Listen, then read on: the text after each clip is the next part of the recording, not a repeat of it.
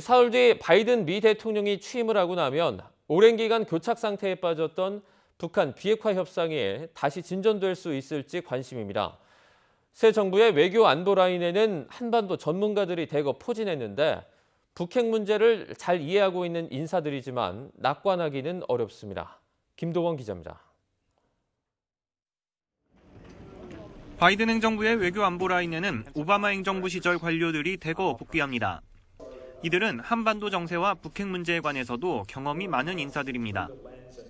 특히 국무부 부장관에 내정된 웬디 셔먼은 클린턴 정부 때 대북정책조정관으로 김정일 당시 국방위원장을 만났고 오바마 정부 때는 이란 핵협상에 깊이 관여했습니다. 마침 토니 블링컨 국무장관 지명자도 이란 핵합의를 북핵 해법의 모델로 제시하기도 했습니다.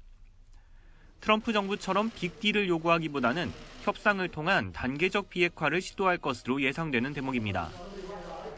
북미가 협상에 나선다 해도 과정은 순탄치 않을 전망입니다. 이란 핵협상 모델이 제시되지만 북한은 당시의 이란보다 핵개발 수준이 훨씬 높고 철저한 검증도 선뜻 받아들일 것으로 보기 어렵습니다. 미국 역시 북한이 이번 8차 당대회에서 강대강, 선대선을 내세우며 거듭 요구한 이른바 대북 적대정책 철회를 수용할지는 불투명합니다. 다만 바이든 당선인이 동맹 강화를 강조하면서 대북 정책에서 동맹국인 우리의 의견이 좀 더 반영될 거라는 기대도 있습니다. 대신 미국의 중국 견제에 동맹으로서 동참해달라는 압박도 함께 커질 수 있습니다.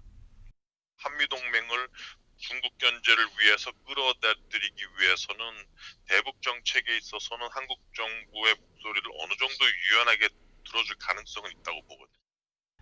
바이든 행정부 외교안보팀이 정비되고 대북 정책이 수립되려면 몇 개월은 걸릴 것으로 보입니다.